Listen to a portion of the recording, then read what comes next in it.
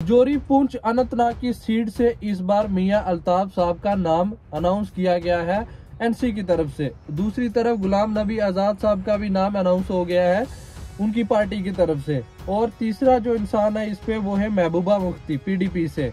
चाहे महबूबा मुफ्ती को जो मर्जी कर ले, वहां से वो जीत नहीं रहे। जम्मू कश्मीर में ऑल ओवर देखा जाए तो उनकी पार्टी का वजूद खत्म हो चुका है। चाहे उनके नेता चले गए, बाकी पार्टीज बना ली अपनी कुछ, और वैसे भी पीडीपी में अब कुछ बचा नहीं और ना उनकी कोई लीडरशिप है 370 के बाद। तो उनका वजूद इस जम्मू कश्मीर में थोड़ा कम हो गया है एज कम्पेयर टू देखा जाए एनसी, देखा जाए आजाद साहब की पार्टी भी काफी स्ट्रांग है एज कम्पेयर टू पीडीपी। बाद आपको बता दें इस पे बीजेपी के जो रविंदर रैना साहब हैं वो भी इसी सीट से लड़ने वाले हैं इलेक्शन।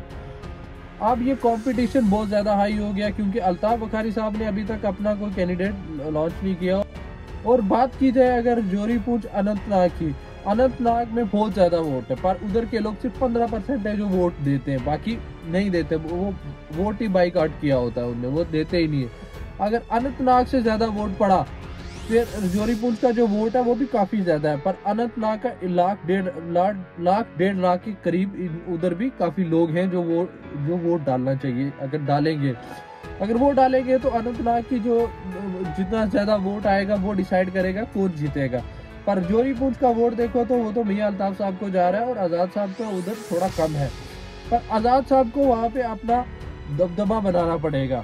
वो बनाना कैसे पड़ेगा वो तो वो बेहतर जानते हैं, क्योंकि मियां अल्ताफ साहब को हराना मुश्किल है क्योंकि वो एनसी के कैंडिडेट तो है ही है। एनसी का कुछ इतना वो रोब वोब नहीं है, पर मेन चीज है मियां अल्ताफ साहब की फैन फॉलोइंग। उनके जो मुरीद है, जो उनको चाहने वाले, वो बहुत ज्यादा वहाँ पे। वो चाहे जितने भी आप बात कर रहे ये है वो वहाँ पे वो बहुत ज्यादा है। वो गांव के लोग हैं, चाहे बुजुर्ग से बुजुर्ग है, वो मियां अल्ताफ साहब के बहुत ज्यादा फैन है। अब समझ ले मुरीद है जितने भी देखे। वजह क्या है?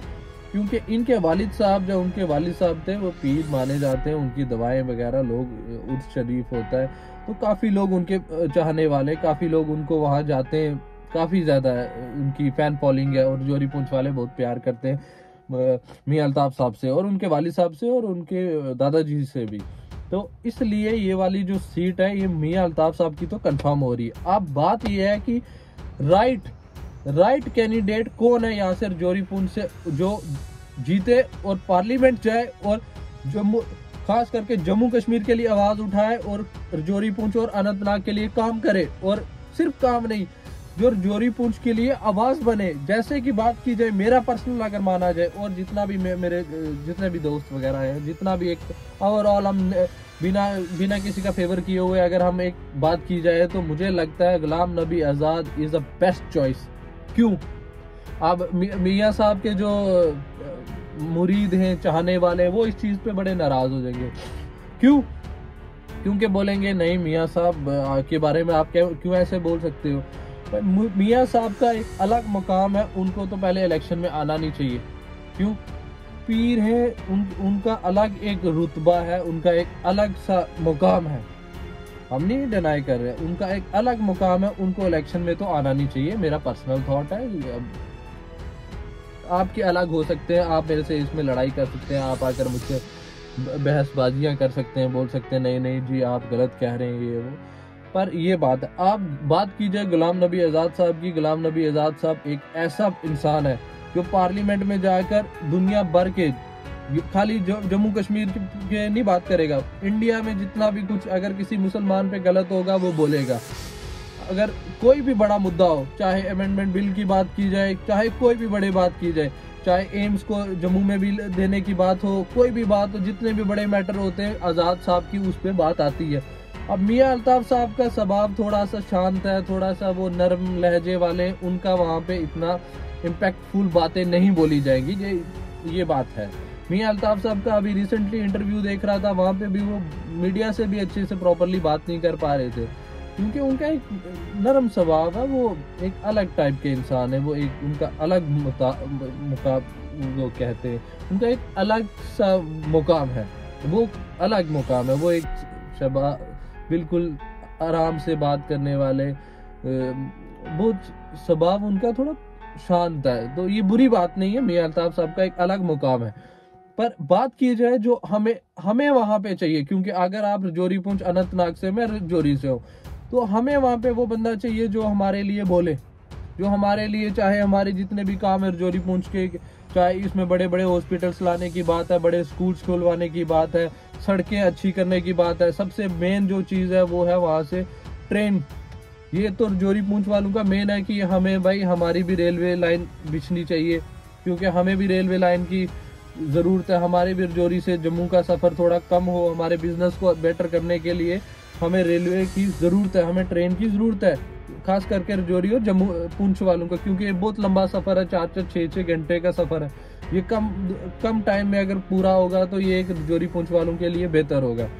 अब बात की जाए जो मियां अल्ताफ साहब है, मियां अल्ताफ साहब जीतना तो उनका कंफर्म है जिस हिसाब से देखा जाए। अगर अनंतनाग से वोट नहीं पड़ा, जो अनंतनाग की डिस्ट्रिक्ट है, अगर वहां से वोट पड़ गया तो मियां अल्ताफ साहब को भी थोड़ा सा जो कंपटीशन है वो टक्कर का हो जाएगा। अब ये तो वक्त बताएगा क्या होता है क्या नहीं।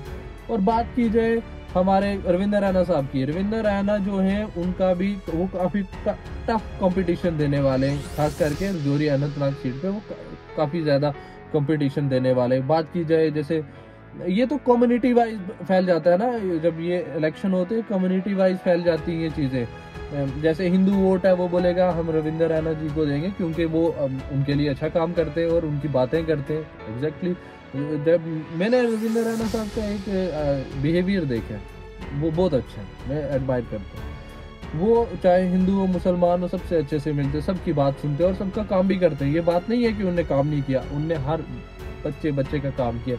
कभी आप उनके पास पहुंच जाओगे कि रविंदर रैना साहब मेरा ये काम है, वो तभी फ़ोन उठाएंगे, तभी फ़ोन करेंगे, डीसी साहब को करेंगे, जहाँ भी आपका काम होगा कुछ भी तो वो करेंगे। अब बात आती है कि रजौरी पुंछ वाली सीट से जीतेगा कौन। ये कंपटीशन काफ़ी ज़्यादा हो जाएगा। जो महबूबा मुफ्ती तो आप समझ लें लास्ट अगर कोई वोट लेगा वो महबूबा मुफ्ती जी हैं, ये मैं बता रहा हूँ आपको, क्योंकि पीडीपी का वजूद ख़त्म हो गया जाए। तो इधर जुल्फकार चौधरी जो पीडीपी से पहले इलेक्शन लड़ते थे, जो 3 बार लगातार एमएलए बन के आ रहे हैं, वहाँ से बार इलेक्शन जीत रहे, और उनका एक काफ़ी ज़्यादा ट्रैक रिकॉर्ड है, वहाँ पे काफ़ी लोग उनके साथ हैं। वो जो था पीडीपी का, वो जुल्फकार चौधरी वो वहाँ से छिन गया है, वो अब आगे है अपनी पार्टी में, और अपनी पार्टी को थोड़ा सा स्ट्रॉन्ग बनाने के लिए काफ़ी बड़े बड़े नेता अपनी पार्टी में हैं। पर अपनी पार्टी ने क्यों नहीं कैंडिडेट अनंतनाग वाली सीट से लॉन्च किया? मतलब एक कैंडिडेट तो होना चाहिए था इनका भी अनंतनाग वाली सीट से। अब मुझे तो लगा था चौधरी जुल्फकार वहाँ से लड़ेंगे इलेक्शन, पर अनफॉर्चुनेटली उनने पता नहीं क्यों अभी तक उनका नाम अनाउंस नहीं हुआ है। अगर वो होते हैं तो मियां अल्ताफ साहब को टक्कर तो दे सकते थे, क्योंकि गुज्जर जो वोट है, गुज्जर बकरवाल वोट, वो इनके साथ आ सकता है। क्योंकि अगर मैं देखा जाए गुज्जर ये जुल्फकार चौधरी की बात की जाए, ये एक वेल स्पोकन पर्सन है। और ये तो गाइज आपको क्या लगता है कौन जीतेगा, रविंदर रैना, आज़ाद साहब, या फिर मियां अल्ताफ साहब जो एनसी के कैंडिडेट हैं, या फिर महबूबा मुफ्ती, या फिर रविंदर रैना? तो आप देखें, कमेंट करके बताएं कौन है आपका favourite candidate from Rajouri Poonch Anantnag seat. Personal favourite मुझे जो लगता है जो रजौरी पुंछ के लिए बेटर है वो है आज़ाद साहब। ये नहीं कि उनमें कोई मुझे फेवर है उनके लिए या कुछ नहीं, he is a good man. वो अगर पार्लियामेंट में होंगे तो अपोजिशन लीडर होगा, समझ रहे हो आप, वो हर चीज में बोलेगा। अगर कोई खुदा ना खास्ता अगर कांग्रेस जीत कर आ रही है, चाहे बीजेपी जीत कर आ रही है, पर इनका वहां रहना इतना जरूरी है, क्योंकि आज़ाद साहब की बात की जाए तो आज़ाद साहब हर बात को खुलेआम तगड़े तरीके कहते हैं। जब कोई बात करते हैं तो पूरा अपोजिशन जो लीडर होते हैं वो उनके साथ होते हैं, चाहे सामने वाली पार्टी हो कोई भी हो, उनकी बातें सुनी जाती है, क्योंकि उनकी अहमियत है। पार्लियामेंट में उनका रहना इतना जरूरी है जितना बता नहीं सकते हैं। वो ही है एक जो राइट कैंडिडेट हैं जो रजौरी पुंछ अनंतनाग सीट से जीतने चाहिए।